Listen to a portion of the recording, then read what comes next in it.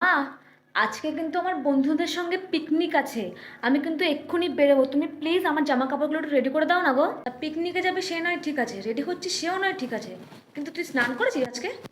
না মা, যতই যা হয়ে যাক এই ঠান্ডায় আমি স্নান করতে পারবোই না। এত ঠান্ডার মধ্যে কেউ আবার স্নান করে নাকি? মোনা, তুই আজকেও স্নান না করে পিকনিকে যাবি? হ্যাঁ, কতদিন স্নান করিস না একটু বলতো তুই আমাকে। সেটা তুমি টেনশন নিও না মা, আমি পারফিউম মেখে নেবো, ঠিক আছে? আর পারফিউমে তো কেউ বুঝতেও পারবে না আমি স্নান করেছি কিনা করিনি। কি? তুই এক্ষুনি গিয়ে স্নান করবি, নাহলে তোর যে কটা বন্ধু বান্ধব আসবে সবাইকে আমি বলে দেবো যে তুই স্নান করিস না 7 দিন ধরে। পিচাস মেয়ে একটা। মা প্লিজ, প্লিজ এই কাজটা তুমি অন্তত করো না, তাহলে ওরা আর আমার সঙ্গে মিশবেই না, আমার সঙ্গে আর কথাই বলবে না। ওরা আমাকে ছ্যাদার মনে করবে। মা তুমি প্লিজ এই কাজটা আমার সঙ্গে করো না। আমি করবো স্নান, আমি আজকে ছেড়ে আমি কালকে অবশ্যই স্নান করবো। প্লিজ, প্লিজ তুমি বলো না ওদেরকে। তুই কালকে স্নান করবি মানে তুই আজকেই স্নান করবি, আর স্নান না করে তোকে আমি বাড়ি থেকে বেরোতে দেবো না। তুমি আমার মা নও, তুমি আমার শত্রু।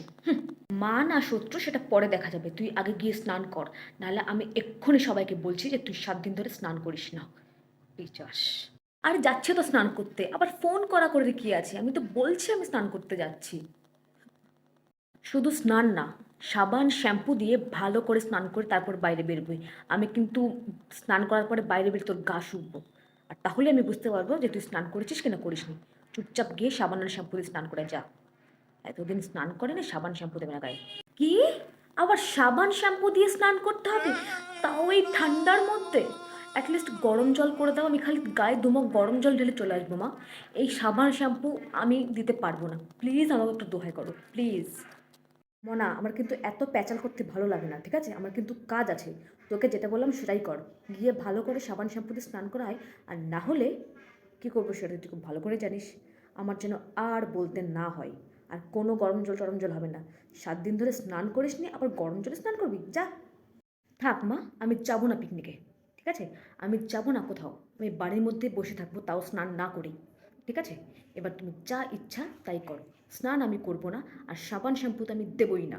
ঠান্ডার মধ্যে স্নান করছে তা। তাহলে তো আমারই ভালো, তুই পিকনিকও যাবি না, ঘরে আমার একা একা বসেও থাকতে হবে না। থাক, তুই স্নান না করে ঘরে বসে থাক। তাহলে আমি বাবাকে ফোন করে দিচ্ছি কিছু মাটন আর চিকেন নিয়ে আসার জন্য। আমরা না হয় ঘরে বসে সবাই মিলে পিকনিক করবো। তোর আর পিকনিকে টিকনিকে যেতে হবে না, বাদ দে, ছাড়। তুমি আমার মা না, তুমি শিওর আমাকে কারোর কাছ থেকে অ্যাডাপ্ট করেছিলে, তার জন্য তুমি আমার এত টর্চার করো। আমার ভাল লাগে না। ওই সমস্ত ন্যাকা কান্না করে লাভ নেই, বুঝলি তো? স্নান করবি না, বাড়ি থেকে বেরোতে পারবি না। চুপচাপ গিয়ে স্নান কর ঠিকঠাক করে, আর তারপর পিকনিকে যা।